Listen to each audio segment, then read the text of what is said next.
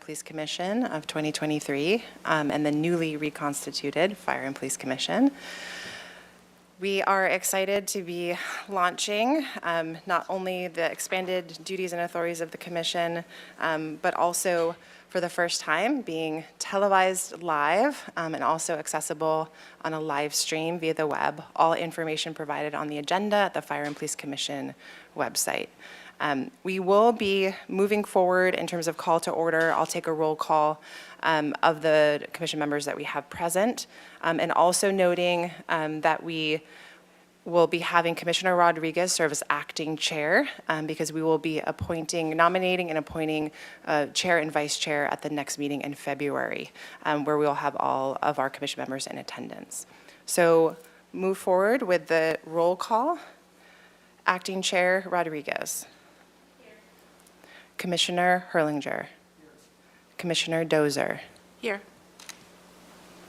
Commissioner Zepeda and Commissioner Hill are absent at this time, expecting Commissioner Zebeda at a forthcoming time. For our second agenda item, oath of office, I just want to publicly state that all of our commissioners have received their oath of office before starting their work this afternoon through the city clerk's office. So thank you so much for taking the time to do that. Again, we're thrilled and excited to be working with such an esteemed group of community leaders. And I will hand it over after changes to the agenda, any changes to the agenda being proposed by commissioners this afternoon. Okay. I will hand it over to Acting Chair Rodriguez to facilitate public comment. Thank you. So item number 4, this is the time where we hear from public on items not on the agenda. Any member of the public may address the Fire and Police Commission for up to 2 minutes on any subject within the jurisdiction of the commission that is not on today's agenda. I see that we have one public comment request for ePlanet Thunderstriker.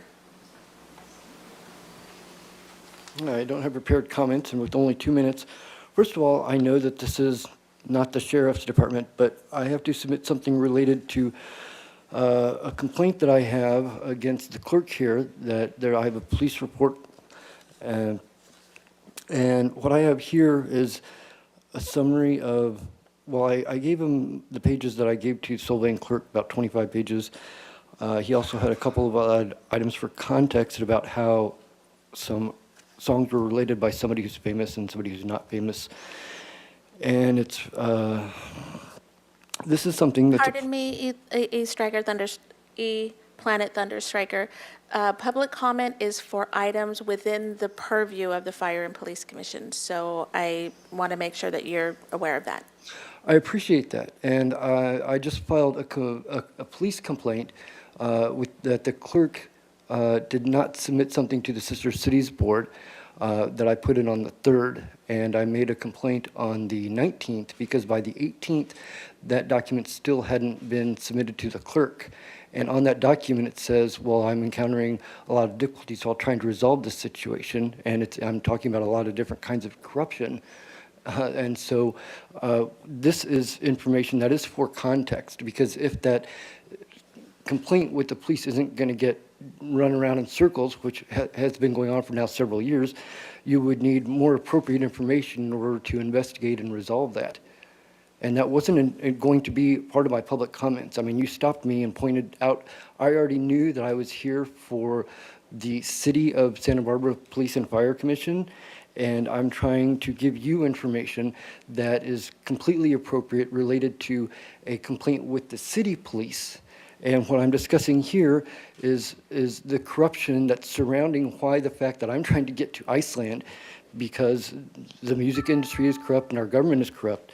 So I would appreciate if I could begin where I initially left off, because there's other information that I was going to be able to get to within the 2 minutes before you said, well, and I even started, when I started speaking, I said, I know that this is not the sheriff's department. Because I did interrupt and you addressed that question or that statement, can we add 1 minute to that, to the time?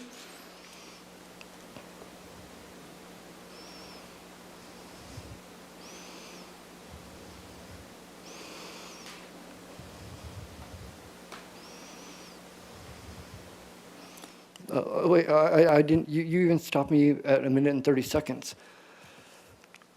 Okay, so there's items here that's related to corruption over at the administration with the risk management that I submitted, the summary of where the receptionist was hiding behind the door. And I'm talking to risk management, and I didn't know it at the time. And then they're saying that they can give me an appointment with Ms. Hartman, who I already have talked with her aide. And that was part of the problem, is that, you know, she would have some problems related to this, and how those papers were lost or misplaced. And I also have my professional standards that I've already given to Holly. She was supposed to give it to the council member. That's one time that I guess it didn't get through to Barb, who is on the board, and I've had discussions with her. And I also gave it to the people over in risk management at the county administration, which is at least termination. And there's just so much going on here with Reconquista and with the Irish mafia that it's just gotten to this insane point. Thank you for your comments. Who do I give these papers to? It said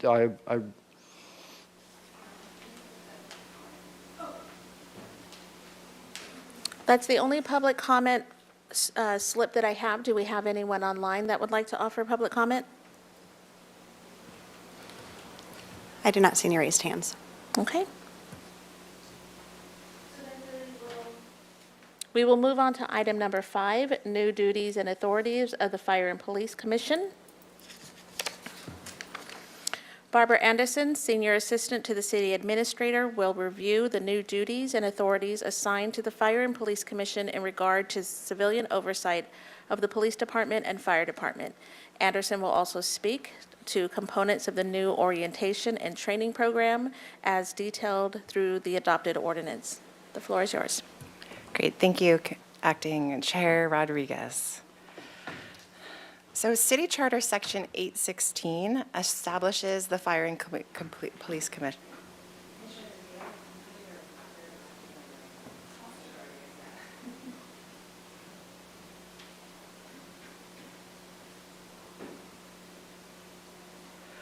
Please note for the record, Commissioner Zepeda is present. So City Charter Sections 816 establishes the Fire and Police Commission. The charter assigns the commission many of the basic requirements of civilian oversight, including the duty to recommend to the City Council and City Administrator rules and regulations concerning the operation and conduct of the Fire and Police Commission. To reiterate, the commission functions in an advisory capacity to the City Council and City Administrator's office. The commission will consider with the fire and police chiefs an annual budget and make recommendations to the City Council and City Administrator. This discussion is actually slated for the commission's agenda in March to align with the departmental planning and budgetary timeline. The commission also recommends to the city council and city administrator appointments to the office of fire chief and police chief. For instance, last spring, Commissioner Rodriguez was part of interviewing the final candidates for police chief that resulted in the appointment of Chief Gordon. As for the quasi-judicial duties, the commission presides over appeals that include a suspension of a dance permit, denial of a pedicab operating permit, and revocation of a permit for a pawnbroker. One of these type of appeals is included on the agenda later this afternoon. The commission also approves tow permits as well as private security guard company uniforms and vehicles operating within the city. City staff has identified updating of these permit policies as well as the tow rotation list as part of the commission's work plan this year. In regards to the new and enhanced duties and authorities, the commission will conduct ongoing reviews of the complaint process and make recommendations for improvement. On a quarterly basis, the commission will receive the number of complaints of department sworn employees submitted to the Professional Standards Unit, also known as PSU. They will also receive the number of pending PSU investigations and the related policy section of misconduct that is being investigated. On a yearly basis, the commission will receive the number of internal investigations completed by the PSU and findings of those investigations, the number of department sworn employees disciplined, and the level of discipline imposed. The commission will also receive on an annual basis the number of complaints investigated that did not result in discipline of that subject officer, as well as the topic and total hours of training sessions provided to department sworn employees and the subject matter of the reason of those sessions. So again, this is all detailed in the newly adopted ordinance. The commission will not be advising on active investigations nor recommending disciplinary action. But the commission may discuss any patterns, trends, and significant observations in police misconduct and facilitate the review of applicable department policies, procedures, and practices.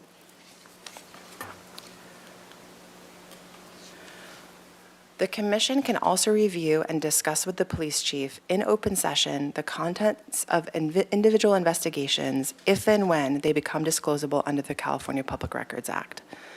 You will also receive presentations from the police chief concerning any officer-involved shootings once determinations of findings have been made by the agency conducting such an investigation. The commission may also decide to step into the important role of helping to manage community expectations for information during active investigations. I'll speak in just a minute about how the official kind of communications on behalf of the commission can be completed. So for community engagement, many of you have expressed your deep commitment to strengthening trust and broadening, really building greater understanding between the police and fire departments and all of the unique and diverse communities in the city of Santa Barbara. The commission will be able to provide forums to facilitate community dialogue between the fire and police departments, including opportunities for community input and education on departmental policies, procedures, and practices. The commission can also recommend to City Council and the City Administrator's Office periodic reviews or audits of the fire and police department, as well as the facilitation of community climate surveys and other community feedback mechanisms. Again, all detailed in the newly adopted ordinance. So for public comment by the commission, all official communications of the commission shall be approved by the majority of the entire membership taken at a public meeting. The commission, by majority vote of the entire membership, may designate one of its members to make official statements to the public.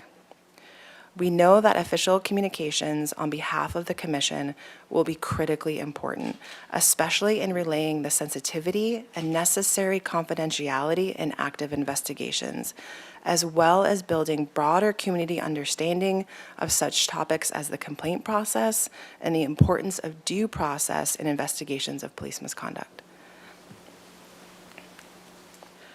Over the next several months, the commission will be grounded in a stronger understanding of civilian oversight of law enforcement.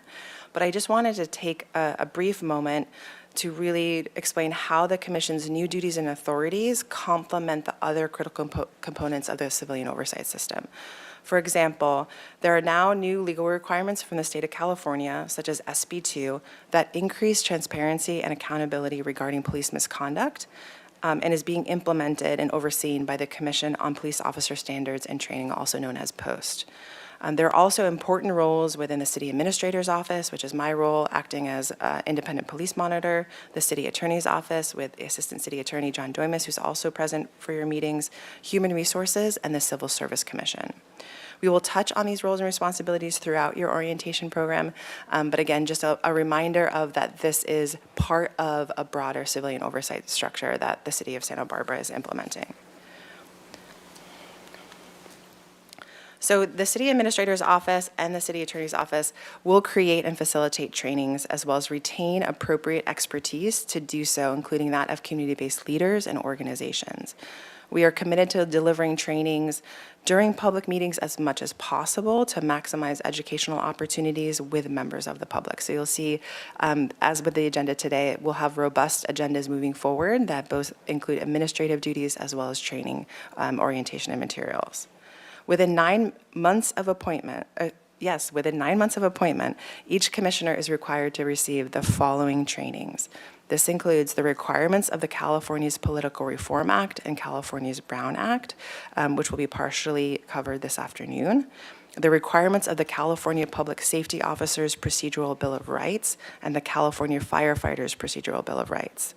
Training on effective practices of police oversight, including Public Records Act training, confidentiality requirements, and the creation of the police decertification process. Training to better understand the history of race in policing, the importance of equity, and the cultures that make up the Santa Barbara community. Training on components of the criminal justice system, including constitutional rights and civil liberties, fundamentals of procedure, evidence, due process and procedural rights, use of force and de-escalation practices, as well as investigation techniques. And training on the quasi-judicial duties and obligations of the commission, as well as governance practices, meeting facilitation, formal meeting protocols, communications, and community outreach practices. Each commissioner will also participate in a 4-hour day shift and a 4-hour night shift ride-along with the police department and a 4-hour day shift ride-along with the fire department. If you are unable to participate in a ride-along for any reason, please let me know and we will absolutely make accommodations, make other accommodations. As you can see, there is significant work ahead of us, but our city team could not be more pleased to be working, like I said, with such an esteemed group of community leaders that bring such unique and diverse life and professional experiences to this newly reconstituted commission. So at this time, I'm prepared to take any questions you may have about the new duties and authorities. Commissioners, if you have any questions or comments, please press Request to Speak, the little black button on the lower left. Any questions or comments? I have a question. Ms. Anderson, can you talk a little bit about the consultant that is here and how that person may be guiding you or educating and training you? Absolutely. Acting Chair Rodriguez. We have retained the Aiden Group LLC, Hassan Aiden, who's the principal and founder of that consulting firm. He has a broad array of experiences at a national level. He's actually worked with the Department of Justice in implementing federal consent decrees in major cities that have experienced very egregious police misconduct cases. He has actually been advising our internal team, which includes myself, Assistant City Attorney John Doimus, Chief Kelly Gordon, as well as Commander Casey Corbett. And I meet with him weekly, guiding us not only on the roles and responsibilities of the City Administrator's Office, but also the work of the Commission moving forward, as well as pertinent issues that we are confronting as a community as it relates to the Police Department and the Fire Department. He's also been advising us on best practices when it comes to the scope of work and audit of the Police Department that's actually being conducted and facilitated right now with that OIR group, and preparing us, again, to make sure that the recommendations that haven't already been in process in terms of implementation, that we create a plan to implement those recommendations. So that audit is in process. The audit will come to the commission later this year. And again, we will integrate whatever components the commission wishes in their work plan as well. So just so grateful to have the expertise of Asan Aiden along the way of implementing our new civilian oversight system. Thank you. Any other questions or comments? I have one more. This seems like an amazing amount of training and information, and I can't imagine that we'll be able to squeeze this all into one agenda every month. So can you speak about how we plan on doing all of this in addition to our administrative duties? Acting Chair Rodriguez, we have laid out through our monthly meeting schedule topics we feel can be covered within the time constraints of our meeting time monthly. If we're not able to cover all of the pertinent topics required in that 9-month period, the commission absolutely has the ability to host special meetings. Again, will be posted, all Brown Act rules will be followed, where those trainings can be conducted as well. We also have the option to offer those trainings in smaller groups of commission members that do not have to be special meetings or public meetings, again, if there's less than a quorum of the members in attendance. So there are ways that we can make sure that we're addressing the requirements as adopted in the ordinance as it relates to your training and orientation. Fantastic, thank you. This is really exciting. I've been, every milestone that we reach in getting to this point, to our very first meeting, has been a small celebration. And so I feel like today, this is a big celebration. So thank you, Ms. Anderson. So we will move on to item number 6, the Brown Act. Oh, sorry, before I do that, are there any anybody from the public who would like to comment for 2 minutes on this particular item, agenda number 5, new duties and authorities of the Fire and Police Commission?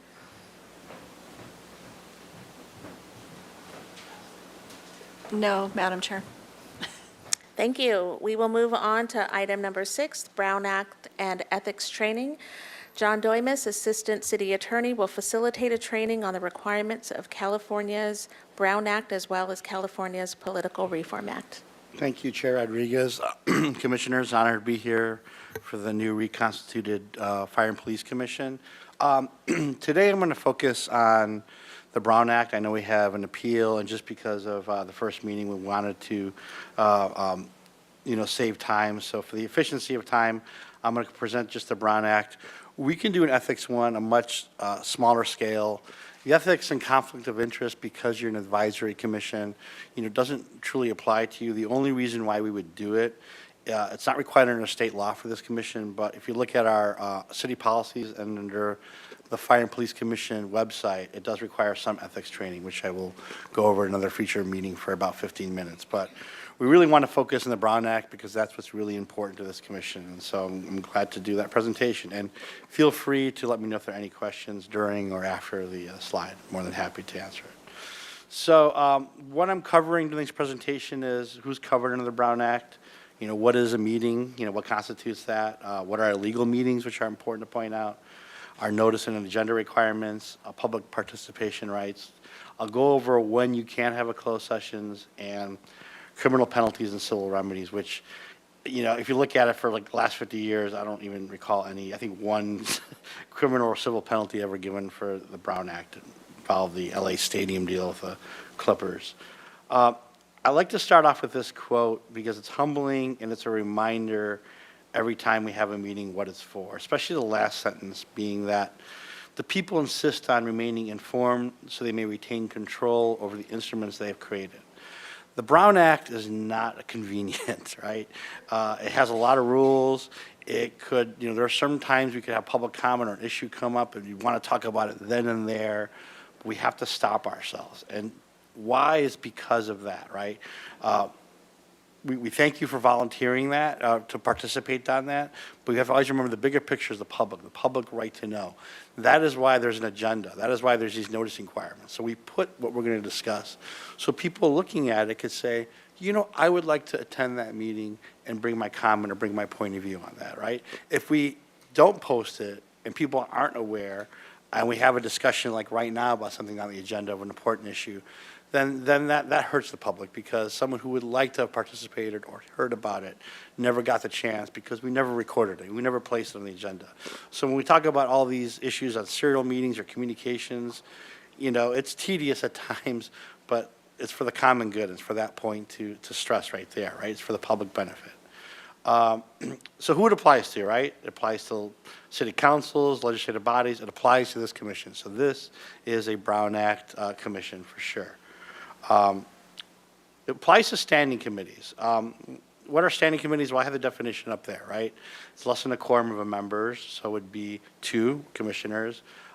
It could include other members that are not part of the commission. It could be both advisory decision-making. And they would basically have continuing jurisdiction over subject matter. And they would have also, it's key, a fixed meeting schedule. My advice to the commission is, like, standing committees are disfavored. A couple reasons why.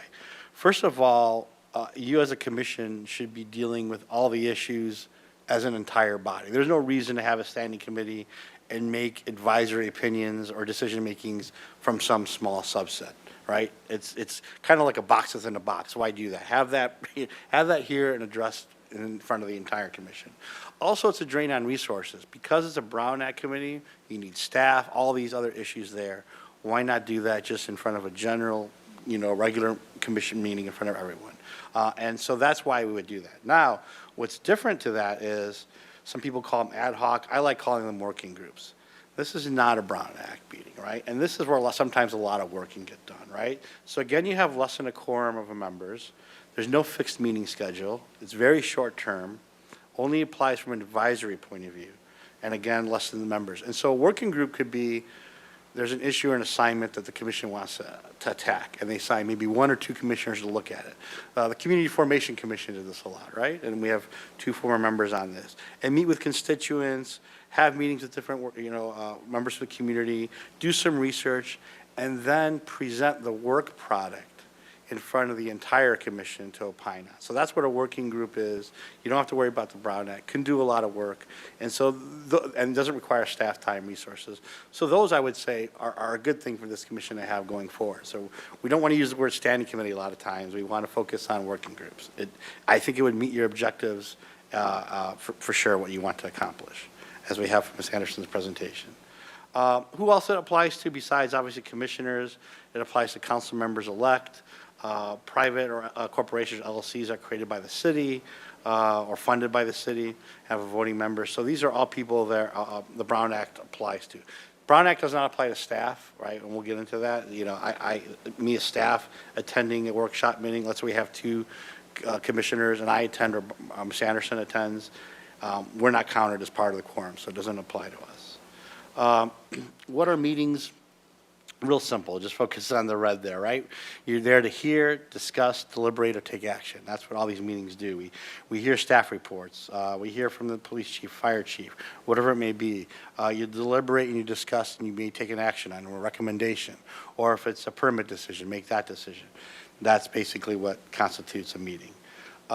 Any action is a collective decision by the majority, or even a promise by a majority, right, and to make a positive or negative decision in the future. So these are important things, too. It's not just an affirmative, but could be a promise as well. This is the key, most central part of my presentation I would like to focus on, just because what we need to avoid, right? And these are serial meetings, which I'll get into, right? Very important, right? And serial meetings can be conducted in any shape or form. It could be done through email, which is a lot of times where you get in trouble. Texting, notes, stone tablets, which make great evidence. I don't know if that's Sanskrit up there in the writing, but those even any kind of communication like that. And what you've seen in previous presentations and how it's described in League of Cities and throughout, they've used the term of commonly two references for serial meetings. There's a chain and then there's a wagon wheel one. So I'll go into explain which they would be. So the chain is interesting in this way, right? You see the chain, you see I have A to B, B to C, and C to D. So this is how it could work. Chair Rodriguez could talk to Commissioner Zepeda about an issue. If let's talk about the police departments. And this is always have to be part of what's in the jurisdiction. within the commission. It doesn't have to be about the 49ers chances or the weather this weekend. It's about subject matter jurisdiction that this commission, advises on. So it could be like Commissioner Rodriguez can talk to Commissioner Zepeda about concerns about the recruitment and retention of police officers. And then and then Commissioner Zepeda can talk to Commissioner Dozer about that, and so on. Well, what happens is when you have A to B, B to C, Commissioner Rodriguez is not aware that happened, and if Commissioner Dozer went and talked to Commissioner Hillinger about that too, all of a sudden maybe Commissioner Dozer and Commissioner Rodriguez and Commissioner Zepeda are not aware that this conversation is going in this terms of chain link, and right? So even though you're not attending, you're thinking, hey, I'm only confining this conversation between two people, not a quorum. You never know because that message could spread, and all of a sudden you have a potential Brown Act violation. That's why it's always the safest approach to not communicate with each other about subject matter jurisdiction within the commission in any of these type of devices. Wagon wheel is kind of the same principle, but a little bit different how it works. You're looking at the spoke, the center of the wheel, and spreading out. So that would be where, let's say, Chair, I'm using you as an example, Chair Rodriguez a lot. You talk to Commissioner Zepeda about an issue, then you go on and separately have a conversation with Commissioner Dozer, and so on. The rest of the commission may not know, but you may know, but also a Brown Act violation has been committed. So that's why we're always, when you're communicating with yourselves, we discourage it because even if you don't have the intention to happen, it still may occur without your knowledge. That's basically the simple premise behind that. Here's a new law. It's kind of unique on this. This became effective last year. It sunsets right now as of 2026. This regards social media, so Facebook, Twitter, Instagram, whatever you mention. And the bright line rule in that, as you see, is there a member can't talk to another member of this commission about anything within the subject matter of your body, which means you can discuss with the rest of the 7 billion people in the world. You can put out posts about upcoming commission meetings. You could have chats about issues with different constituents, whatever you want to do. All the law says is you can't communicate with each other. So anyone else you want to talk to, anything else you want to post, and that includes, you'll see in the next slide, even likes, emojis, anything like that. So when you're seeing a Facebook post advertising it or anything about a topic or a meeting come up, my advice to you is if you see another commissioner, don't like it, don't emoji, just don't communicate with the 4 other members. The rest of the world, feel free to, rest of the city, obviously. So that's that social media. And the legislative intent behind that, again, is they want to encourage discussion for legislative bodies to speak to constituents, to speak to the public. But we don't want to use this as a backdoor to committing potentially a Brown Act violation. So that's the purpose behind it. It sunsets in 2026. So at least for the duration of your tenure, we will have to abide by that rule. Now, there are some exceptions to the Brown Act, right? One being that staff may have separate conversations with, example, commission members may have separate conversations with staff members about that to provide answers, questions to things. That's okay. And usually we would do it, Ms. Anderson and I, one-on-one, or you can do two-on-one. You don't want to go past the quorum on that. What we can't do as staff is, let's say, Chair Rodriguez, you have a meeting with Ms. Anderson, and then Ms. Anderson can't have a separate meeting with Commissioner Zepeda and tell you what occurred in that meeting, because that would be, we also would be a proxy to that potential Brown Act violation. Here's some other exceptions. You'll see community meetings. I'll go into everything else. The key is that no sidebar discussions. A quorum, all 5 can attend a community meeting. You can all attend a council meeting. There's no prohibition of that. We don't want you to say, oh, there's more than 3 here, I need to leave. Nope, you can do that. The only rule about it is don't go up to each other and talk about issues within the jurisdiction. You can be at a council meeting and talk to each other about ADUs, about parklets. That's fine for this commission. Just don't talk about subjects, topics that are within the Fire and Police Commission. That also goes to publicized meetings, again, of other legislative bodies. Same thing, no sidebar discussions. Also, ceremonial social events. All 5 can attend. Don't worry about that. Just no sidebar discussions about issues within your subject matter for this commission. Again, as I mentioned earlier, the Brown Act does not apply to public employees. Also, we as a staff can provide memos to the commission. That is not, so we can do it all in one email. I prefer, as an assistant city attorney, to do that, so I'm giving consistent advice, or they can see an issue to all of them, not just one on that. That is not a Brown Act violation if we as staff provide the commission some form of communication, a memo, anything like that. That's fine. The concern is then after you receive it, don't start an email chain and start communicating it.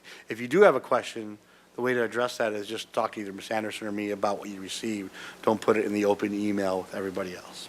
That's how you would deal with that issue. Again, here's an issue in terms of the Brown Act, in terms of teleconference meetings, right? It means both audio or video.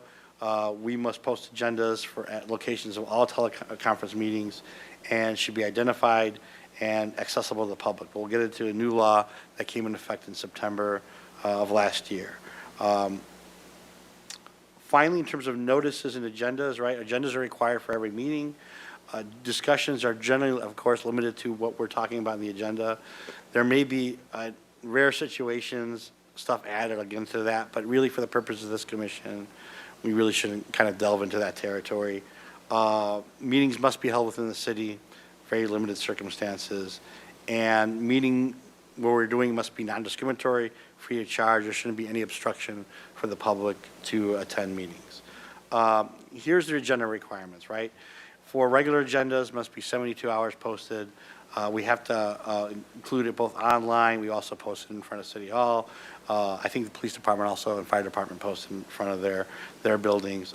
When we give a description, the description can be brief, doesn't have to be elaborate and go into, it just must give enough detail about what is going to be discussed. So we have one here today. Generally not exceed 20 words. And the agenda, of course, must notify the time, location of the meeting, et cetera. In this, generally discussion is only limited, obviously, to what's on the agenda. I'll go into, so again, this goes back to my first slide. Sometimes situations come up, we want to talk about more, but no, we need to, why, for the benefit of the public. There are 5 exceptions to it, right? And these are 5 minor exceptions to be aware of. Number one, the legislative body here, the commission, can respond to statements or questions opposed by staff, or maybe a brief comment about from public comment from a member of public, right? Again, the key word there is brief, right? You may ask questions too for clarifications, points on views, right? On things that are brought up. Again, being brief. So if there's something that's brought up in public comment or something staff talks about that may not fit the agenda, there could be a question on it or the issue to put it on a future agenda. Always keep in mind brief, brief, brief, brief. Do not expound upon that, because once you start going down that rabbit hole, you start committing a Brown Act violation. Also, staff can provide reference in terms of, or other resources that are not part of the agenda of the report, if it's within there. And then here's the key, the last 2. The best way to deal with an issue is when something comes up that's on the agenda, just ask staff to report back to it at a future meeting or to place it on a future agenda. That's the easiest way to deal with the issue, especially if it's a matter of importance or interest to the commission. It's perfect for that way, because we can go into more detail, more deliberation, and the entire public can know what the topic matter is going to be about.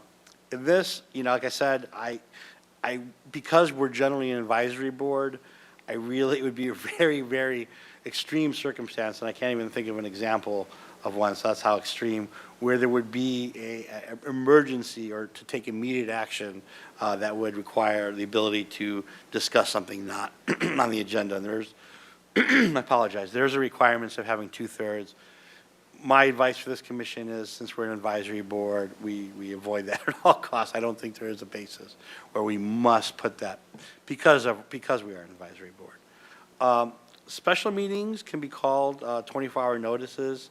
We have the same notice requirements in terms of location, where it's going to be. On the special meeting, the key is that no other business can be discussed during that meeting. It must be as to what the item of the agenda is, and public comment is just limited to that item of what the special meeting was called for. No general public comment on the special meetings. And then there are no conditions in terms of attendance, right? There's no requirements to have sign-in sheets. There's no requirement for anyone to identify themselves, so you can't speak until you identify yourself, or if where you live, if a person does not want to give their name or say anything like that, that's absolutely fine under the Brown Act. We can't compel that. The reason why we don't want to create a chilling effect to discourage someone from participating or voicing their opinion at a meeting. Everyone has a right to record a meeting. This is obviously recorded. Someone can record it in the audience.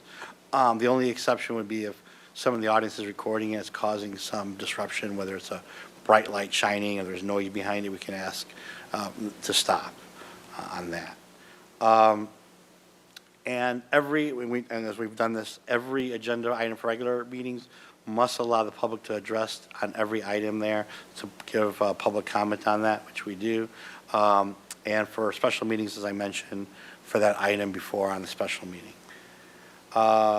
And in terms of public participation, sometimes people will be very critical of either the city, the fire, the police department. That will happen. We cannot at all in any way discourage that. We cannot silence anyone for being critical on that. That's just a rule we must recognize. Goes back to freedom of speech, a simple tenet on that. Also, the key too is, for advice on this, public comment should not be a debate back and forth. Avoid that. One of the basic reasons why you start having a long debate with someone, you start going on down to, okay, you're talking substantively about an issue, and potentially now you're creating a Brown Act violation. So sometimes you may have people saying, well, I want an answer to that or a question to that. I deserve that. I understand the need to please. I understand the desire to please. But the problem with that is when you start having that, the public needs to understand is you're having a Brown Act violation because you're providing answers to an issue, and it can be very substantive to have this discussion. Again, it's not for the benefit of the public because it's not on the agenda. So try to avoid that debate back and forth. I know it's difficult, but it's for the best for the public, for the commission, et cetera. Meeting disruptions, there's a new law on that. I'll get into the next slide here. It allows the chair to basically remove an individual for disrupting the meeting. Before an individual can be removed from that, there must be given a warning. And the warning must state that failure to cease the behavior will cause the removal. After that warning after that warning is given, if the behavior continues, what would happen is we would recess the meeting, probably go in the back, have the police department remove the individual, and then after that, going on, continue the meeting. All meetings must be, this is a law that happened after 361, AB 361, went in effect on September 16th. All meetings must be held within the jurisdiction of the commission, but 361, which sunsets in January 1st, 2024, allows basically through a proclaimed state of emergency. It also includes not just COVID, but things now, earthquakes, wildfires, where physical attendance may present a risk, to do that meeting through teleconference, through Zoom, like we did before in the initial pandemic. Now, the new law that came in effect, 2449, that went in effect in September 13th, 2022, is effective immediately, so it applies now. Amends at least, and this sunsets in 2026, amends the Brown Act to allow for remote participation by members, and also doesn't require the remote meeting locations be identified or necessarily have them in public, right? But here are the requirements for it, right? The majority still of the body, the Fire and Police Commission, so at least 3, must be in person for the meeting to allow the public to attend. You must be within the boundaries of the city's jurisdiction, and that, again, like I said, must be open to public, as I mentioned. The majority that the public must attend. Only a minority number of members may participate in public for that meeting. The city must also, as we do all the time, provide a two-way audiovisual platform to conduct these remote meetings. And there's 2 bases for allowing a commissioner to be remote, right? One is just cause, the other one is emergency circumstances. The bill requires just cause as child care, needing to give child care, as grandparent, sibling, domestic partner, contagious illness that prevents a member from attending, a need to related to a physical or mental disability, or to travel due to official business. of the legislative body or another state. So it can't be my own business. It has to be of the body of the city or another a governmental agency.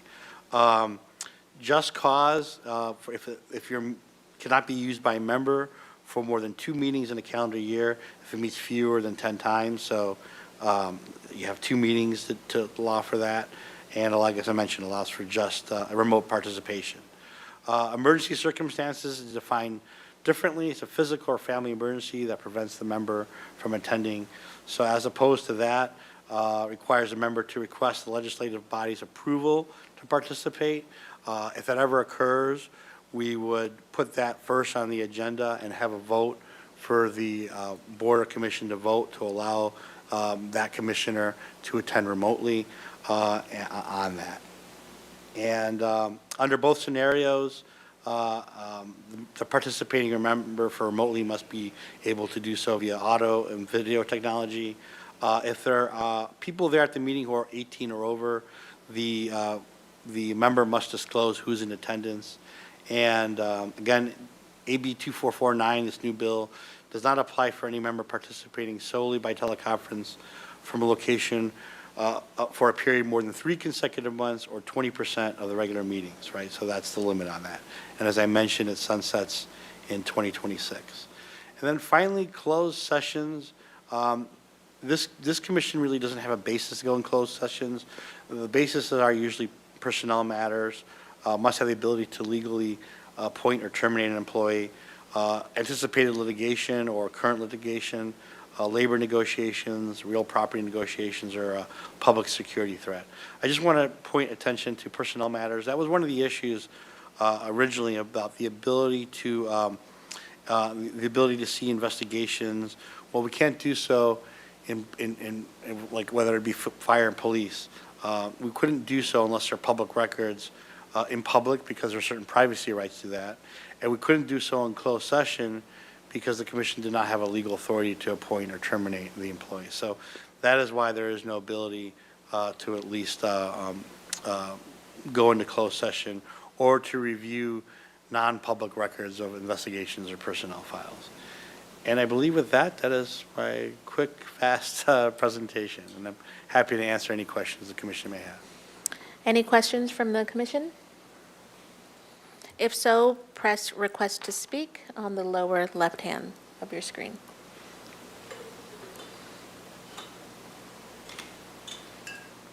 Great, Well, thank that you. was an impressive and succinct presentation. Thank you so much. I don't know how succinct, but thank you. Okay, so moving on to item number 7 on the consent calendar. Oh, I'm sorry. Any public comment on item number 6, Brown Act and ethics training? Based on what he said, with the fact that I have a police report for the document theft at the clerk's office, that could be considered anticipated litigation. And I was wondering if I could get some advisement on how to start getting that addressed. Mr. Thunderstriker, we can't comment on public comment, and you also have to submit a speaker slip for every agenda item that you would like to speak to. I apologize for that. We'll follow up at another time. Any online public commenters waiting? No comments.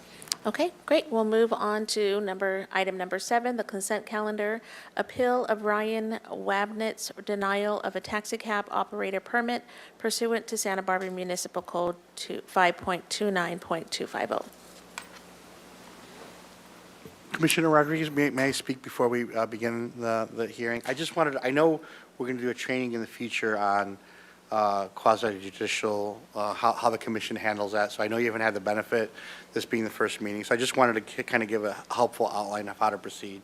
So generally, how you would proceed is first, any of the commissioners would announce if they have a conflict of interest, which I don't think anyone knows Mr.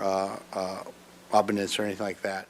The other thing you would disclose, so if you do have a conflict of interest, what would happen, you would announce it and you would recuse yourself from the meeting. The other thing you would do prior to the start would be if there have been any ex parte conversation. Ex parte means as any of the commissioners either talk to the appellant or the police department prior to the hearing. If they have that, you don't have to recuse yourself, you just would have to announce who you talked to and just substantively what the conversation was about. And then after that, the process would be for the city to present their staff report and what the basis for the denial. The commission can ask questions for that of the city staff. Then the appellant would go next, and then the commission can ask questions. After they're done with that, we close that point of view after the commission's done asking questions. You open it up for public comment, and then once that's done, then the commission should be able to deliberate with themselves. No one should be interrupting at all the commission when you're deliberating. Once that's done, the appellant, the city have had their chance to speak, members of the public have had their chance to speak. It's on all your hands to deliberate without interruption. So I just wanted to give that little primer before you go. So thank you. Thank you. So who from the city will be presenting? I will. Thank you. Hi. My name's Jocelyn. I'm the police technician with the police department. I know I haven't met most of you, so I'm not in uniform, but I'm with the police department. I'm the police technician. I'm going to go ahead and read this staff report, which all of you should have received via email. So Ryan Webnitz applied for a taxi cab driver permit for the city of Santa Barbara. Per Santa Barbara Municipal Code 5.29, applicants must submit a taxi driver permit application with the required supporting documentation. On 9/13/22, Wabnitz delivered his application with none of the required documents. On 10/6/22, Wabnitz completed his live scan. On approximately 10/18/22, the Santa Barbara Police Department received the results from the live scan, which included a misdemeanor conviction for 240 PC assault that occurred 9/14/2020. The application was denied per Santa Barbara Municipal Code 5.29-190E, has been convicted of a crime involving moral turpitude, narcotics, or dangerous drugs, unless a period of not less than 3 years shall have elapsed since the date of conviction or the date of release from confinement for such offense, whichever is later. Ryan Wabnitz's application was denied on 10/20/2022. Ryan Wabnitz stated to the police technician he did not believe this charge should disqualify him from the application process. Wabnitz stated he wanted to contest the decision. He was advised to complete the application process by submitting the required documents and fees at the city clerk's office to continue with the denial procedure. On 11/4/2022, Wabnitz submitted his missing documents, paid the required fees, and submitted a response to the denial letter. Recommendation. The Santa Barbara Police Department recommends denying Ryan Wabnitz's application for taxi cab driver in compliance with Santa Barbara Municipal Code 5.29-190E due to the type of charge Wabnitz was convicted of. Thank you. And we can now hear from Appellant Ryan Wabnitz. All right. So you got my appeal, everything already, and you read it? Okay. So, yeah, simple assault is never considered moral turpitude. And every Google search and law, whatever I consulted, said absolutely not. Simple assault's the least of all charges you can get. That's why they gave it to me, because the charges were bogus and the whole situation was absurd. And so they said, "Oh, take a simple assault or stay in jail for another 9 months fighting it." And there's all kinds of people involved. It was dumb. So I decided to do that. No source I found says simple assault involves moral turpitude. So it's too stupid to me. And I got all the money together. I researched it beforehand to make sure, because it's like $500 for everything. So I'm not going to fork up $500 just to lose it. So I made sure, and of course I discovered no simple assault doesn't involve moral turpitude. So it doesn't, according to everybody I consulted, and I printed it out for you. So I don't know what the hell they're talking about. It's just really dumb, and it's wasting my time and money. Thank you. Are there any questions or discussions from commissioners? If so, press request to speak on your screen. Linda Dozer. Yeah, I'd have a question. I don't know if the city attorney might address this, or perhaps the police department, or maybe Ryan yourself. are we allowed to know what the underlying circumstances of the assault was? Yes, In order, you- yes? You are allowed to know the underlying circumstances of the assault. All these documents are public records, therefore, anything that's public record, you're allowed to know in terms of that. It's also put into issue as well, so it's an appeal, so if the person is applying for it, and it's part of their due process, but those issues can come to light during this hearing.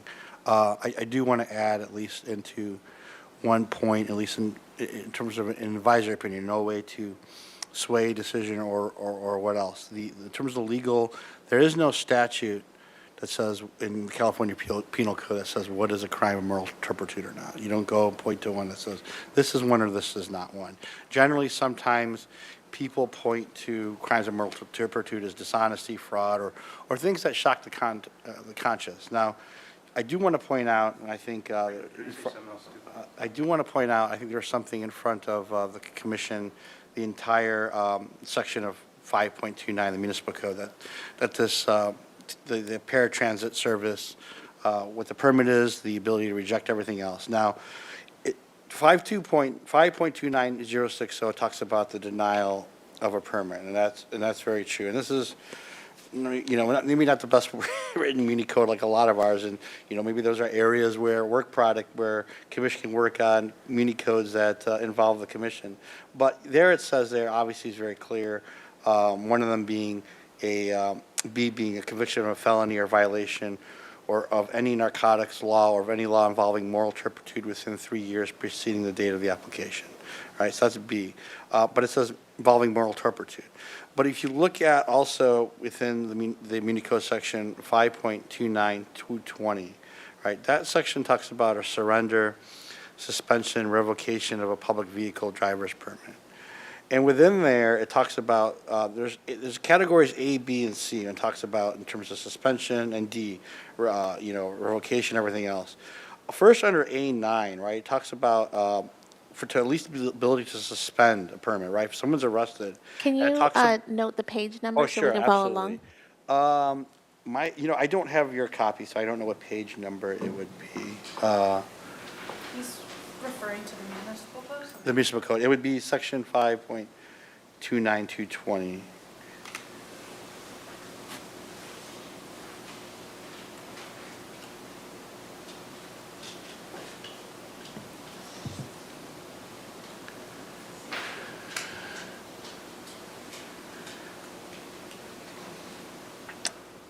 So that section talks about instances where the department the police chief of police can suspend, revoke a driver permit.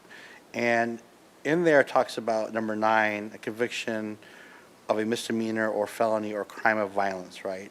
And if you go on there under 9, it says a crime of violence may include but not limited to, and it has a list of them. It includes assault, right? So at first under A, when someone's arrested, you can suspend that. If you look at D, right? D is if a person has been found guilty, right? And then it has crime of violence a crime of violence offense as described by this section, right? And so as we see before on the page before, crime of violence includes assault. So it would be, it wouldn't make. Non-violent, non-sexual. It wouldn't make any sense if the police department would be able to revoke a permit for a crime of violence, but they wouldn't able to deny it. It would produce inconsistent results. So that's something to point out in terms of this municipal code. I just wanted to make the commission aware, of that usually when you look at municipal codes, you should read the entire, section. So I just wanted to make the commission aware of that. So that was all. Thank you. For process, I just want to clarify, will Mr. Wabnitz be able to comment again after our questions? If you call Mr. Rabinowitz up, absolutely. If you want to call him up now, more than that's more than appropriate. Okay, so I'd like to request for you to wait until we have all our questions and comments, and then you can, instead of speaking, interrupting.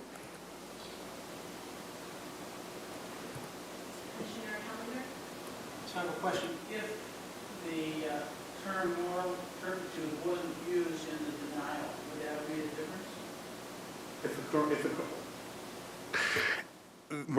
Like I said, moral turpitude, there is no statutory definition. So the police department has looked at this issue of an assault as a crime of moral turpitude. It's up to, and the commission, and the police department based it on the arrest, and the nature of the arrest, and looking at the final conviction of what occurred. They also looked at 220, when you're looking at crime of violences, and having, you know, a paratransit service taxi. That is the police department's position. That is why we're here for it. It's up to the commission to decide whether they agree with that viewpoint or they disagree. And you're able to make your complete decision de novo, meaning starting anew on that. Yeah, I guess my question was that somebody is determining that the assault is moral turpitude, right? Correct, And and so that's that's making a judgment. Somebody's making a judgment on that. Yes, the police department absolutely made a judgment on that, Okay. out of public safety. Okay. Can I say something to that?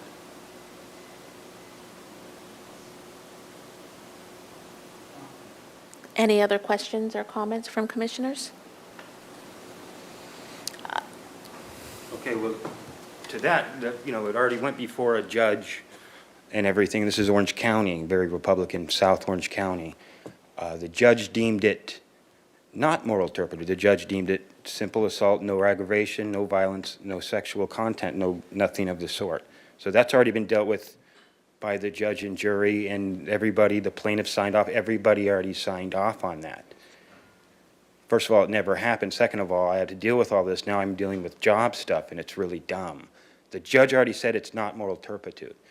She said it's simple assault, no aggravation, no violence, nothing of the sort. So the judge already said that in the conviction. Otherwise, you know, this is Orange County. It's pretty gnarly. So that's what I have to say.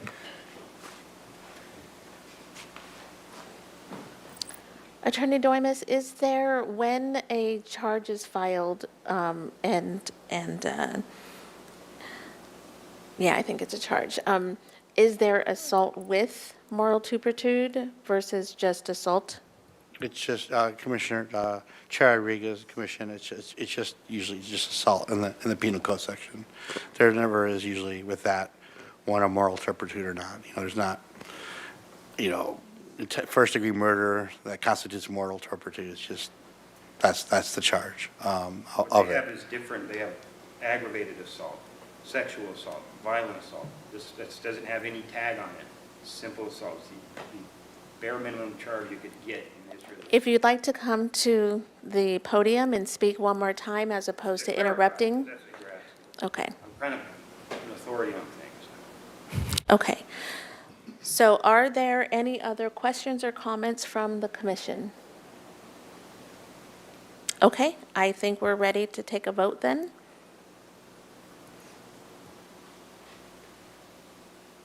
Carol and Nicole, there you go. Okay, so on our screen, we have 3 options. When you vote, make sure to hit lock vote so that it's recorded. And can you, Attorney Doimus, clarify what the vote is?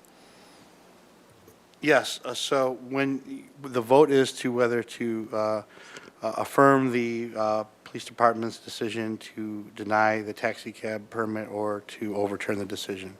And I think also there should be, with that, I should have said that in the beginning, which would help. We should put a motion, and there should be a second. And the reason why you need a motion for this is we need to have a commissioner needs to speak up with a decision, and then we can record it afterwards.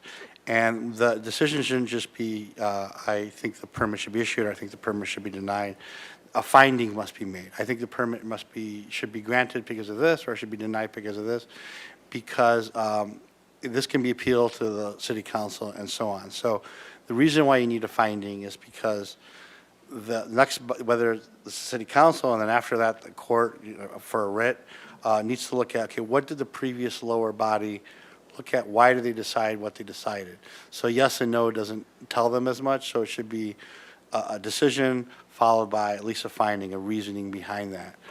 So it's, so the way I would do that before we do the computerized vote to log it in is someone make a decision or a motion, can deliberate, have a second, deliberate, and then see if that's the vote and vice versa. So that's how I would handle that situation. Would any other further questions on that, on process? Okay. Any commissioners would like to make a motion?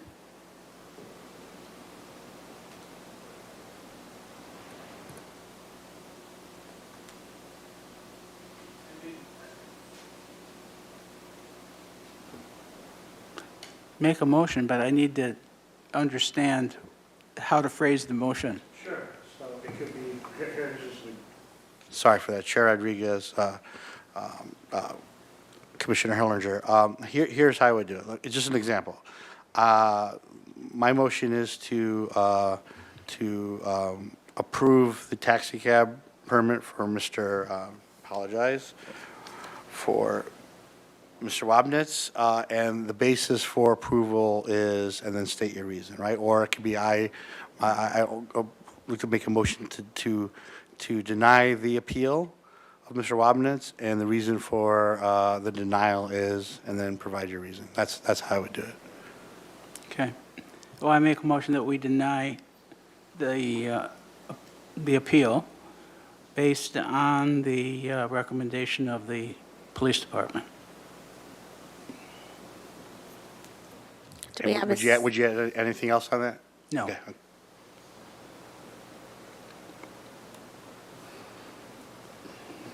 I second that motion. Any discussion? Okay, so we're ready to vote.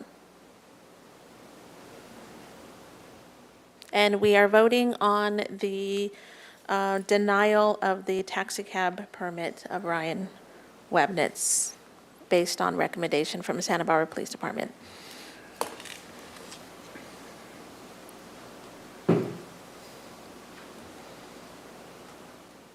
We do a roll call vote, I think. Oh, or we can do a vote through. We have magic. Yes, I forgot. Things change in a week.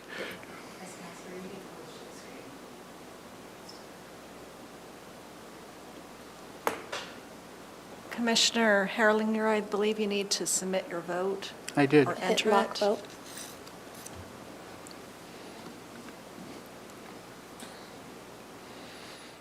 Okay, so we have a yes vote for the denial of taxi cab driver permit of Ryan Wabnitz based on recommendation from the Santa Barbara Police Department. So Orange County justice wasn't served there? You guys owe me a bunch of money, and that's really bad karma, that's all I can say. I'm Do the we lawyer. need public comment for this to close it? Okay, do we have any public comment slips or anyone online? No, Okay, so we will move to item 8, department updates. And just staying in tradition, we'll start with the fire department. And We try to have fun. I believe we have a time limit on this. Oh, gosh, I knew that was coming. I was going to say I'll keep my comments brief, but that is a relative impossibility. Acting Chair or Interim Chair Rodriguez, members of the Commission, good afternoon. I'm Chris Males. I'm your Fire Chief. I wanted to take just a few minutes to just give you what I would call Fire Department 101. Just a quick orientation to what your firefighters in Santa Barbara do, how we operate, our chain of command, et cetera. When you come for your ride-along, we'll spend a lot more time and get into a lot more detail about how the fire department works. So I'll just give you a very, very brief overview. This is the Santa Barbara City Fire Department organizational chart, or known in the industry as an org chart. You'll see at the very top that the fire chief is essentially the CEO of the fire department, with the administrative assistant and IT technician that report directly to the fire chief. There's lots of reasons for that, but those two positions work with all of the people down below on the fire department. Down below in the next tier, you'll see that we have an administrative staff that consists of 3 individuals. And then we have our operations division. That is the largest part of our fire department. Those are what we would really call the boots on the ground. That's the bread and butter of the fire department. Our fire department is divided into 3 shifts, A, B, and C shift. Our firefighters work a schedule called 4896. They're on duty for 48 hours, and then they go off for 4 days. Commanding or in charge of the operations division is the operations division chief, and then there are 4 battalion chiefs below him. A, B, and C shift, as I said. And then we also have our training division. So we have a training battalion chief and our training captain. They work a normal work week schedule. Moving to the right, we have our Fire Prevention Bureau. In charge of that is our fire marshal. And then we have several individuals that work underneath the fire marshal. We essentially have the Fire Prevention Bureau divided into 2 areas. We have one group that focuses on wildland and defensible space and vegetation management in the city. And then we have the other group that really handles things like building inspections, fire investigations, things like that. To the far right, we have the Emergency Services Manager. It's important to note that that position lies in the fire department, but really has a much bigger footprint in the entire city. Again, we just physically house the emergency manager, but this position really works with police department, public works, community development, multiple areas and multiple groups in the city. So all told, we have 107 full-time employees.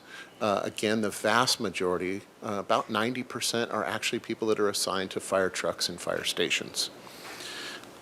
Moving very quickly to the fire stations, we have 8 fire stations that cover the city of Santa Barbara. Fire Station 1 is downtown, Fire Station 2 is the Lower East Side, Station 3, Upper East Side, Station 4 is the San Roque area, Station 5 is the Outer West Side by Lacumba Junior High School, Station 6 is the Mesa, Station 7 is the Riviera area, and Station 8 is at the airport. I'll get into it with my last slide, but we run about 12,000 calls a year. And if you think, well, that's divided by 8 stations, we have to get a little bit more granular than that.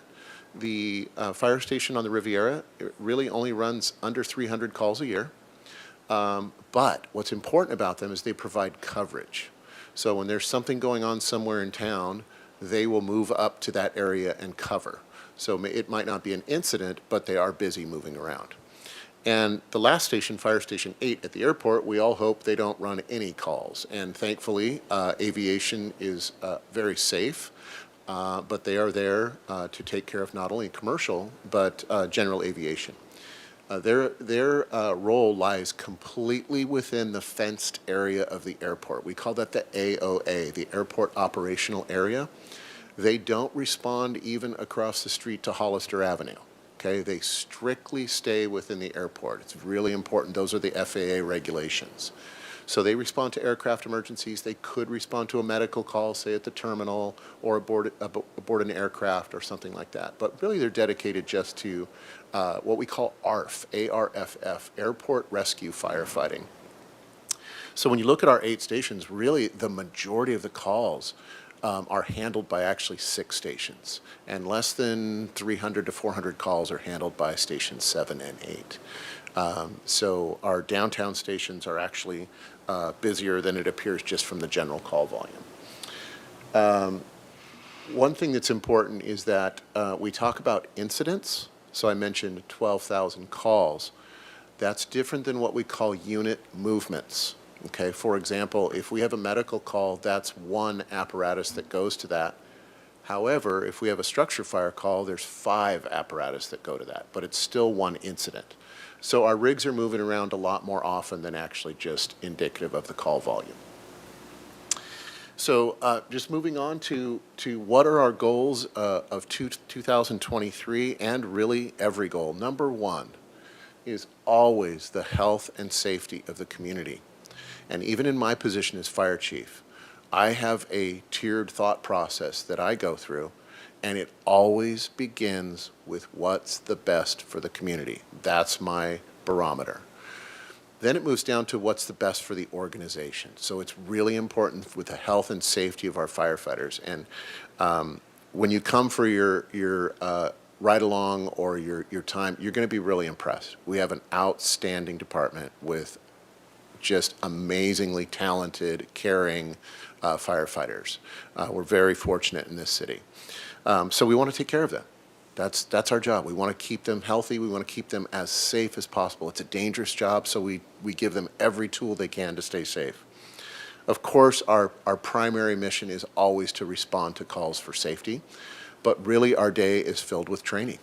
We spend a lot of time handling training. I have told numerous bodies and people that I would argue that our city is one of the most complex cities to protect.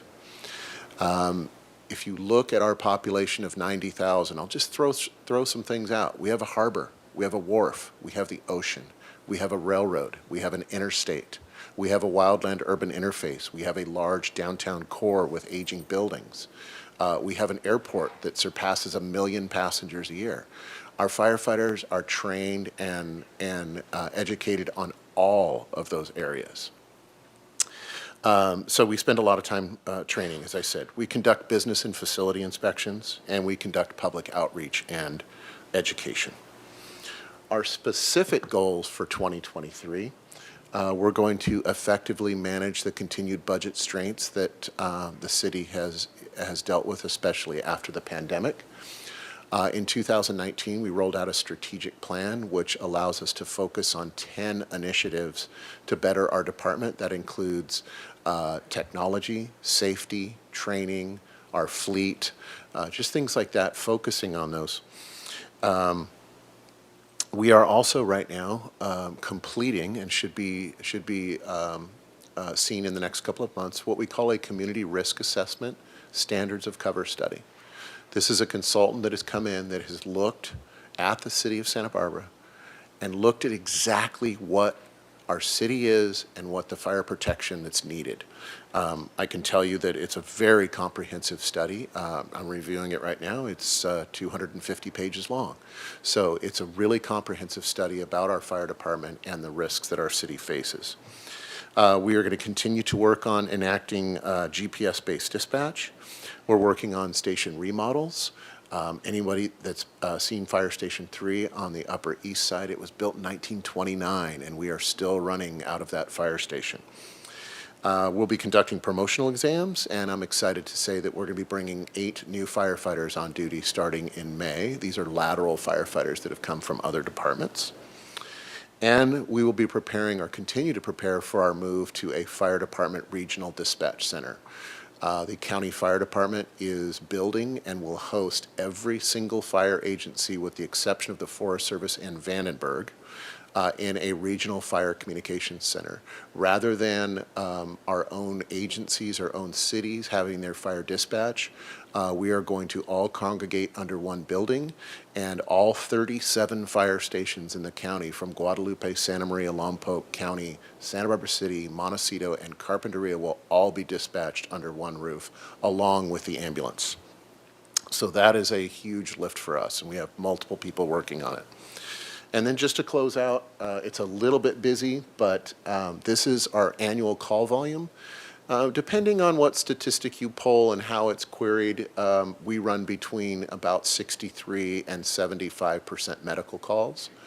And then the rest of the calls that are in the far left column from fires, vegetation fires, vehicle fires, structure fires, hazardous materials incidents, rescues, vehicle accidents, et cetera.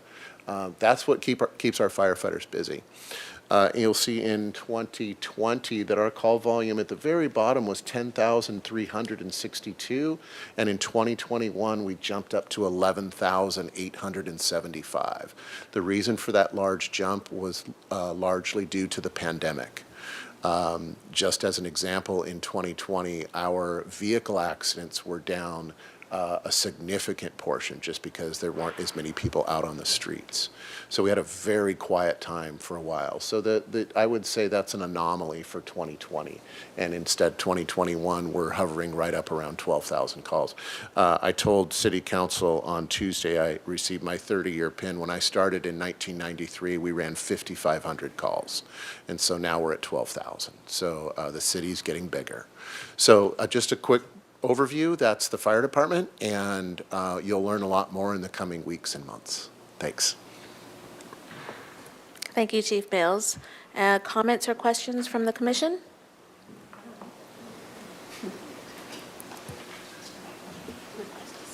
Sid?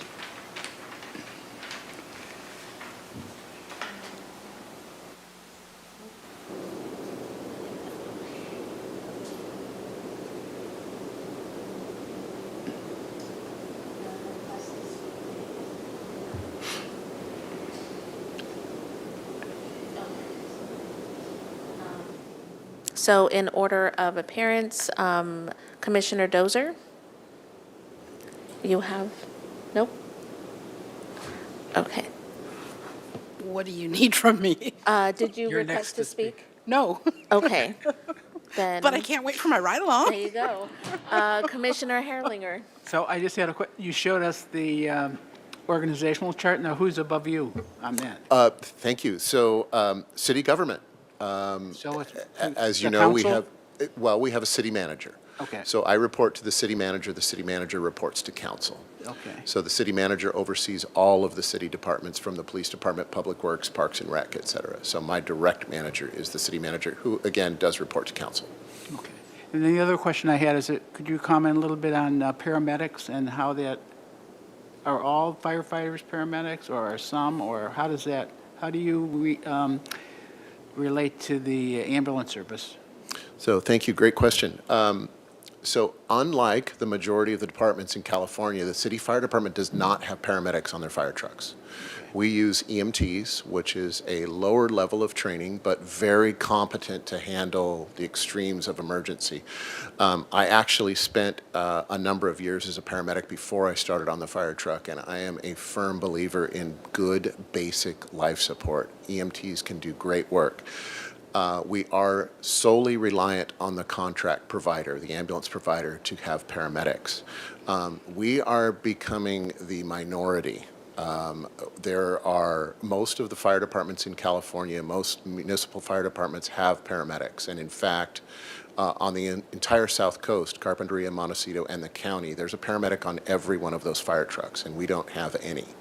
I can tell you that it's one of the findings and recommendations moving forward, likely from the consultant in the Standards of Cover study, because it really is a norm. However, it is also very expensive. And one of the things that we have in the city that is so nice is that we have an amazing hospital that's essentially downtown. And so to that point, there's not as much that occurs, sometimes not as much care in the field that occurs because you're in such close proximity to a hospital. Now, that doesn't mean to undermine a paramedic. Paramedics can do amazing things, and their level of training is very high. So, but back to your point, I think it's something that the city is going to be looking at in the future. Thank you.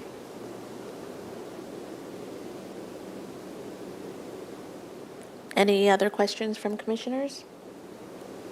Okay, now I'm going to do my part and try to limit my questions because I add to that time, but I have 3 questions. How is your team doing after the weather-related emergencies? What is the timeline expectation and update on the ambulance contract?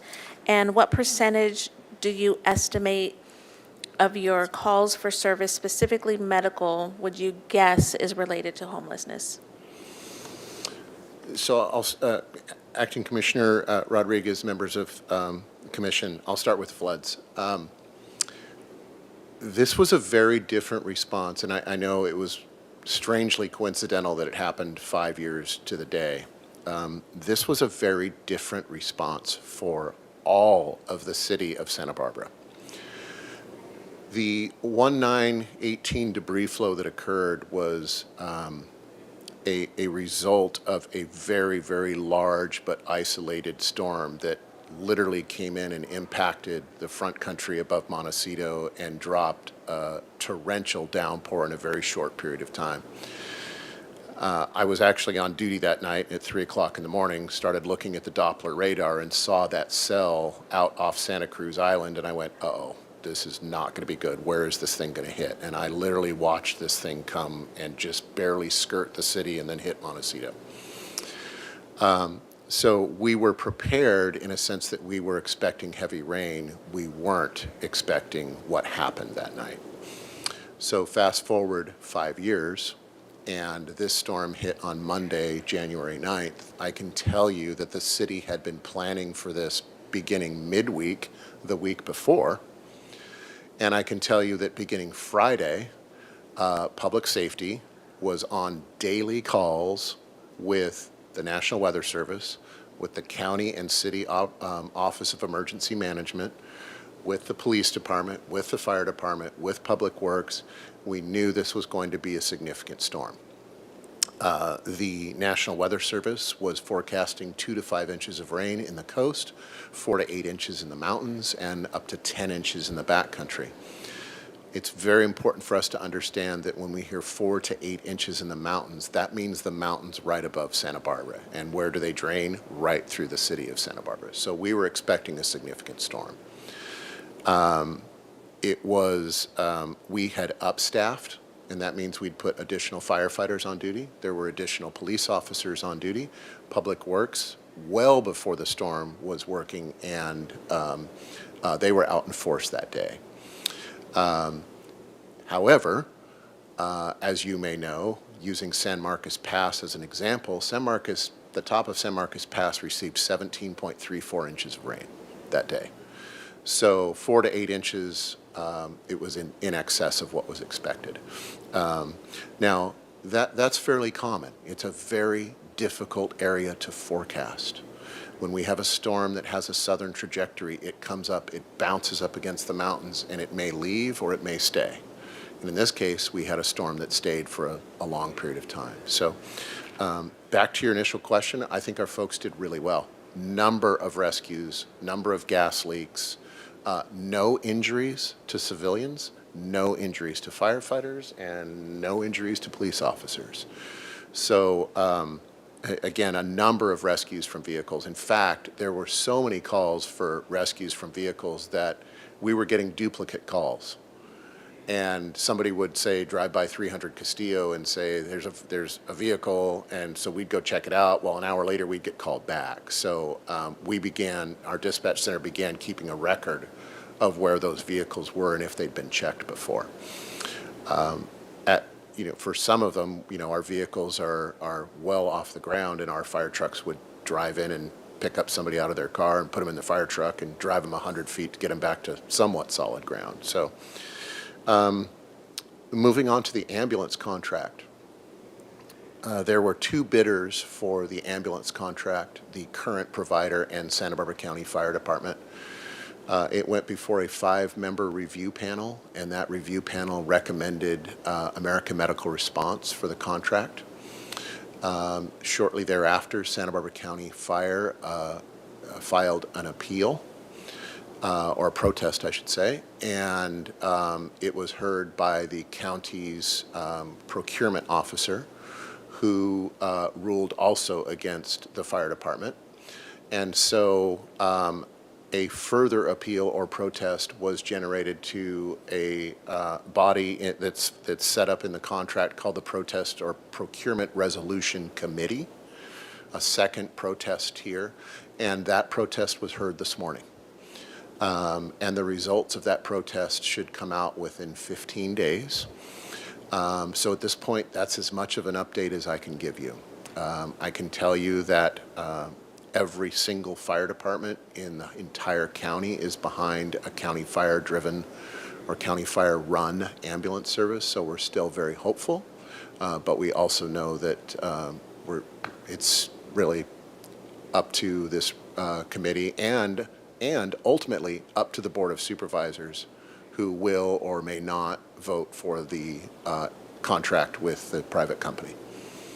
And then, I'm sorry, I didn't write down your second or your third question. So a follow-up to that, so it was heard this morning, the second appeal or protest, and then they have until 15 days to respond to that, and then it ultimately goes to the Board of Supervisors? Yes, Okay. ultimately goes to the Board of Supervisors. This is in excess of likely $1 billion contract.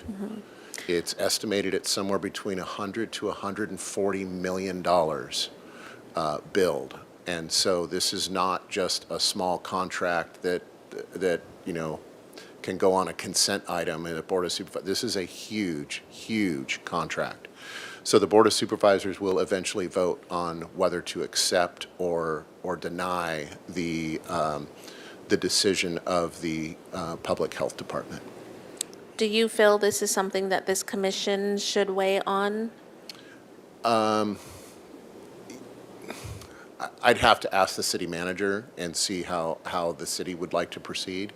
I will say that I have been very vocal of my support, and policymakers within the city have been very vocal of their support. So I think it's well known that the city does prefer a fire department-based ambulance system. Can I, Attorney Doimus, make a motion to add this to next month's agenda? We have, Chair Rodriguez, I'm trying to think, we don't have a future, we don't have a future item, so yeah, you can make a motion, and I would continue that discussion at that time, so you could Okay. do that right now if you would like Okay, to. so I make a motion to add this county, or the county ambulance contract to February's agenda. Any comments? I'll second that. Okay, we have a second. Any comments or questions from the commission? Okay, if we can do a computer vote. And don't forget to lock your vote once you vote. Yeah, you're good. Hit it again. There, it's locked. Okay, so we have 4 yeses to add this item to the February agenda item. 4, yes. Okay, thank you. And the last question, and just really brief. Okay. What % would you guess would be medical calls related to homelessness? I'd have to get back to you on that statistic, but I can tell you that approximately 14% of our overall call volume is homeless related. I can get into, and I can report back in February, the actual, we actually can code for it, so I can get you an actual number, but I didn't bring it with me today. Thank you. That was perfect timing. Chief Gordon? Good afternoon, Commissioners. As you can see, police and fire have a great relationship, so it's always nice to sit next to my partner. We spent a lot of time together in the last 2 weeks when you talk about the floods. So I don't have a fancy PowerPoint for you. I have myself. So I'd like to really just talk a little bit about the department, but from the point of view of someone who has been the chief for 4 months. So with that, the last 4 months, I've really been getting to know the community. I've had a lot of different meetings with different community members and different groups, but first and foremost, I've been getting to know the department. And that's been my first priority, because I need to know how the department operates, how it works, who each of the members of my department are, sworn, professional staff, because that's really what guides me in working towards the future of the department. So I've been spending quite a bit of time meeting with each member of my department, sworn and professional staff, one-on-one.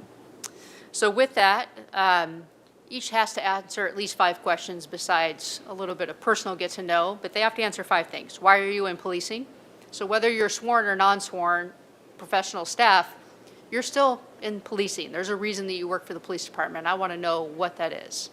I want to know why you work for Santa Barbara, because that's really important for me as well. I want to know what they feel that we're doing well. I want to know what they feel maybe we can improve or there's opportunities for growth in. And then I want to know where they see themselves in 5 years, because I want to know how, as a department and how, as a chief, I can support them to get where they want to go. Because that's also part of setting the vision as we move forward with the department. So that's where I've been spending a great deal of my time in the last 4 months, besides, some flooding and some other things. But, but one of the things that these conversations have emphasized for me is what great people we have in our department serving our community. I really just can't express that enough. I know I've said it in public, but, as the new Fire and Police Commission, I want you to know I come in from a, fresh set of eyes, and that has been my experience, and, in getting to know them and about their families and their stories and what has brought them to where they are. It's actually very, very impressive. A lot of really great people that work for the department and serve our community. And with that, I'm also assessing our policies, procedures, our processes, trying to figure out where our opportunities are for growth. I'm also looking at how, as we look towards the audit that we'll be receiving from OIR and their final recommendations, how that compares to my own assessment. It's a little different to have an audit in the middle of coming in and assessing the department, but I welcome that ability to look at that through their eyes and then through my eyes as I'm also assessing a lot of our processes in the department. As the chief talked about, we're all working through our current budget processes and the constraints of budget, which is extremely challenging. As part of that, we're looking at our end of year statistics.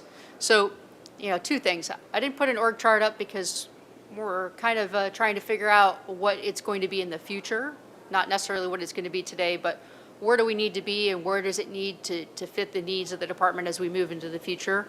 So that's one of the things that we're evaluating. So I don't want to put something up that, may not look exactly as it's going to look in a couple months. But when we get to the budget process, you will have an organizational chart to look at. And clearly, when you come visit and spend some time with us, we'll walk through really more in depth what the organization of the department looks like. Because I would hope that not just the ride along, but we talk a little bit more in depth about the department too when you come visit.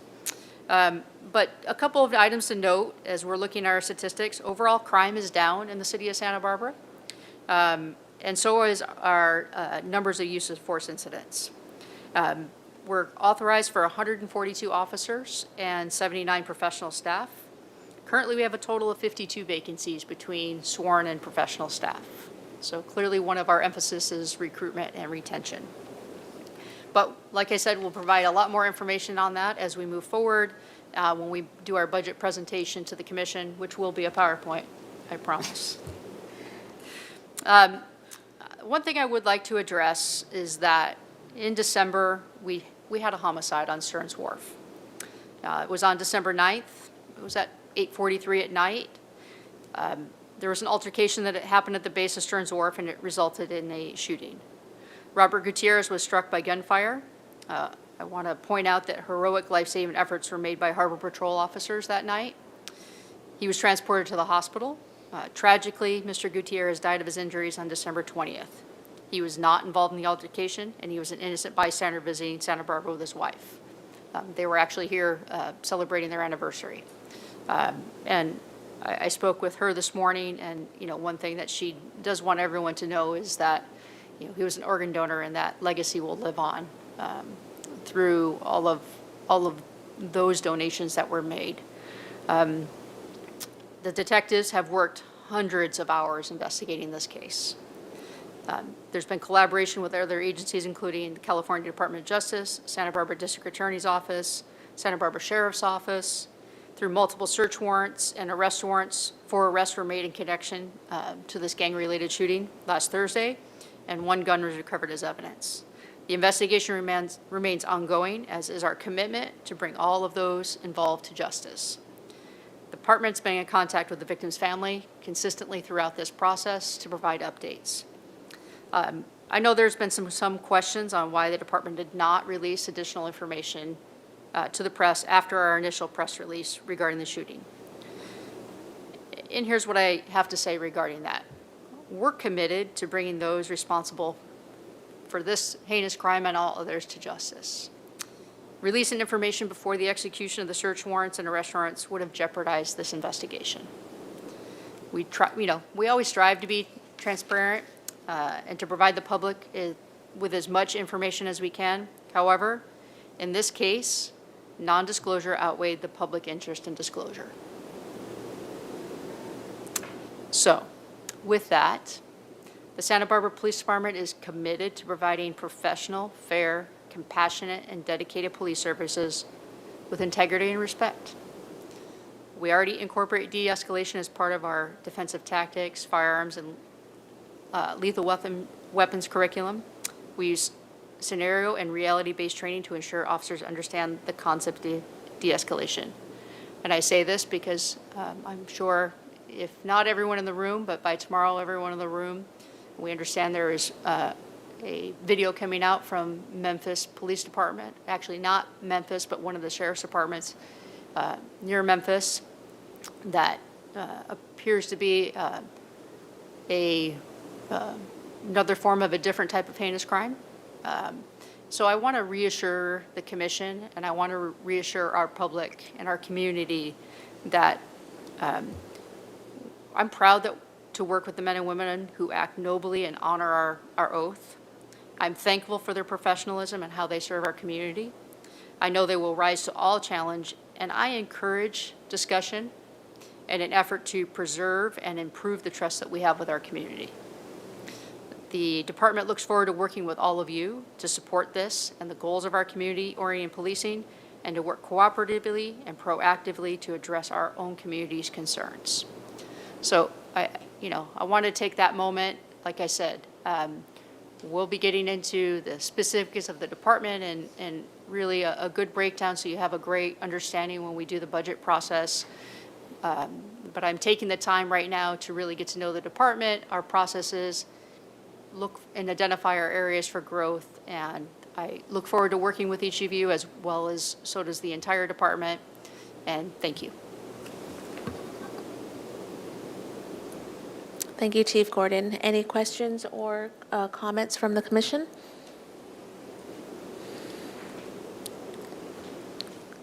In order of how it appears on the screen, Commissioner Zepeda. Just a curiosity question. When you spoke to your officers and staff, what was the pattern or the theme of what their response was in regards to improvements in the department? Some of the biggest things just in terms of improvement was a couple of items is some things related to technology. We have some hurdles to overcome with our body-worn camera system. It's really creates, it's time-consuming for officers, the way in which they have to tag videos and the way in which we have to, the amount of staff time that goes into pulling videos and that type of thing. So that was actually one of the biggest things was how our technology interacts and what, it's a very valuable and useful system, but it may not be the right system for us at this moment, just because we're trying to deal with all the technology hurdles that go with it. So that was one of the, actually, one of the bigger things that came out of it. Communication and making sure that we're communicating on all levels up and down the organization was one of the other things that to make sure that we're appropriately communicating information, and we've tried to work on making sure that everything gets out to everybody in the most timely fashion that we can. But that was, in terms of growth areas, the one thing that comes up over and over again about what we do well is that we hire really good people, and that comes from my people, saying that we hire really good people.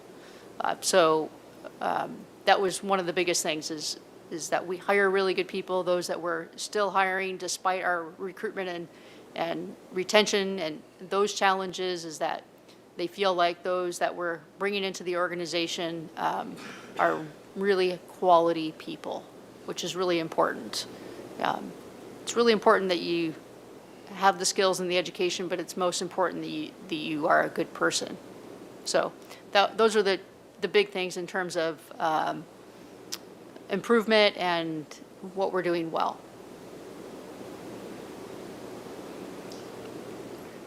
This is just Commissioner a Herlinger? technical question. We're talking about budget. Is the fiscal year the calendar year, or do we have a different budget year? Yeah, Commissioner Herlinger, it's the government fiscal year, so ending June 30th, meeting July 1. Okay. Yeah. Commissioner Dozer? I just had a quick comment that I wanted to say. Thank you for your thoughtful consideration of the importance of transparency and sharing information with the public, and the recognition that ongoing investigations, especially homicide investigations, with information releasing can jeopardize really the integrity of the investigation, as well as evidence and what's going on. So I just want to thank you, because I know this is going to probably be a topic for our future conversations. Thank you. First, I'd like to offer condolences to your previous community on the recent community shooting that occurred. Also want to echo Commissioner Dozer's comments of it's a delicate balance between protecting the integrity of an investigation while also being transparent to a community. It came up in the Idaho investigation and shortly after here. So I thank you for your thoughtful explanation, and I hope that in continuous years, we will see more of that type of communication. And transparency doesn't necessarily mean it has to be discussed in the moment. So bringing it to the commission and to the council afterwards is what I'd like to see more of. So thank you for that. Thank you. And how is your team after the storm? The team is doing really well. They, just like the fire department, we had pre-plans in place and to make sure we had appropriate staffing. We thought there may be some road closures, so we brought staff in early. We made sure they had a warm, dry hotel room to sleep in, and those that weren't sleeping in their offices. But we had a robust plan, and besides the fire department doing rescues, we had 160 calls for service in about a 12-hour period that were all related. We used the Bearcat because it is the heaviest piece of equipment that we have to do the same thing. We did a lot of car rescues using the bigger, heavier armor that we have in order to get those that chose to drive where they were not supposed to or got stuck just because of unfortunate circumstance. So, like I said, a lot of calls for service, 160 completely related to the flood, and then during the same period, we actually had another 241 that were just regular calls for service. So we brought in a whole staffing plan, our detectives, administration, everyone responded to storm matters for almost 2 full days. But the team's doing well. And no injuries to any of the police officers, so. That's great to hear. Thank you. Do we have any members of the public who would like to comment on this item, either in person or online? No, Commissioner. Thank you both for your impressive reports. Moving on to item 9, commission and staff communications. This is an opportunity for commissioners to discuss any activities, meetings that we attended, or for staff to offer information. Acting Chair Rodriguez, we just want to share that Chief Gordon and myself actually met with each of the commissioners prior to our meeting today, getting to know each other a little bit more, your priorities, interests, motivations in serving as part of the commission, as well as some significant issues that we have slated for upcoming agenda. So it was a pleasure to have that time together, and we look forward to opportunities in the future. Fantastic. If there are no objections, I think we can adjourn today's meeting at 5:47. And congratulations on our first Fire and Police Commission meeting in 2023.